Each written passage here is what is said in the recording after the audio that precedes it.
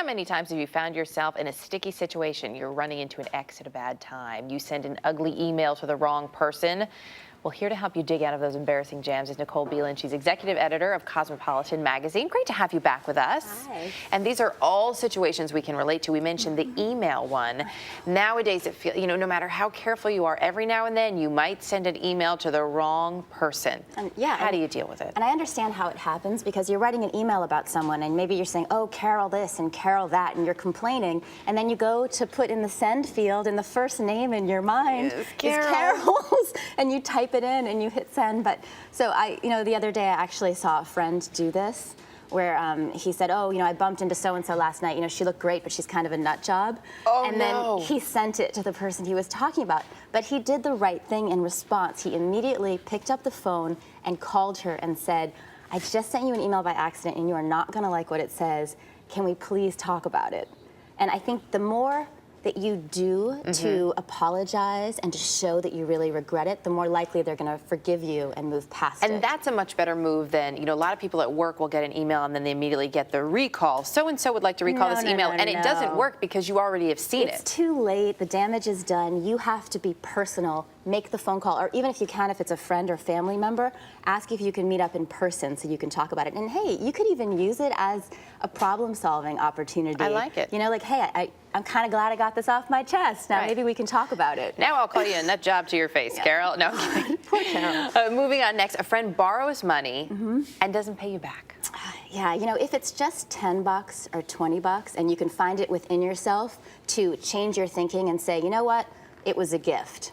Forget it. If you can do that, that's really the best thing to do, because when someone doesn't pay you back, it breeds resentment, you feel tension. So if you can do that, do it. Otherwise, your friend, every time you see them, you might think, oh man, they haven't paid me back yet. But they may not be thinking that. They may not even be thinking about it at all. So you need to send them an email and say, hey, I was so happy to loan you that money. Could you please give it back to me by such and such a date when I'm really going to need it? Okay. And then they know that if they miss that deadline, then they're being a bad friend. Okay. But you have to let them know when you expect it. Because they also can't read your mind, and they might have forgotten.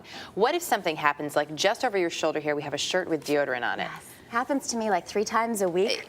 That's all? Yeah. I mean, I think it happens to me every day. How do you get that off, especially if you're out and about and all of a sudden you realize it's there, you're not at home? Well, the worst thing you can do is try to get it off by using a tissue, or toilet paper is the worst. It just turns to confetti. It'll just make it worse and get all over the place. What you want to do is actually find a way to dampen it. So if you have a little bit of water and a dark cloth, you can dampen the cloth and just rub it gently against it and it'll go away. And if you have to, you can always wet it with your own saliva. Use the mommy excuse. You do the thumb on your tongue and you just... But just don't re-lick the thumb, because it'll be the worst taste you've ever had in your life. That may be the best advice this segment has. Up next, someone has insulted or is maybe gossiping about someone you like and you're involved in the conversation. Do you stick up for your friend?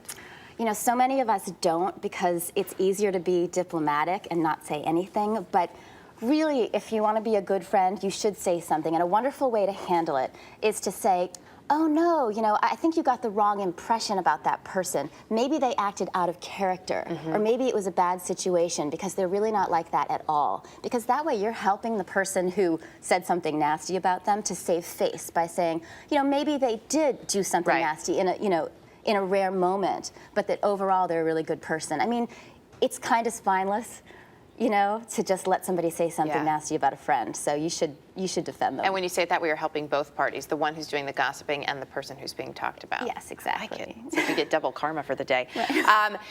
Back in the realm of I've got something on my clothes, you look down, you notice you've got a stain, you're on your way into a meeting with the boss. Yeah, I have stain sticks. There's a great Tide and Shout both have stain sticks. They are magical. I have one stashed in my purse, in my glove compartment, in my desk, and I have spilled the craziest stuff on myself, and they have succeeded in getting it out. But otherwise, if you don't have one, you don't have time to stop at a store and get one, you have to acknowledge the stain the moment you arrive. Otherwise, it's all the person will be able to see. So you just say, oh God, I spilled this on myself.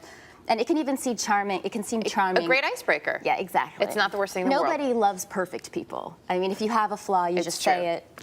I don't really know any perfect people either. Yeah. Now, what if you leave the house and all of a sudden you're on your way out, you're no longer home, you realize, oh, I have to be somewhere. How do you make yourself presentable?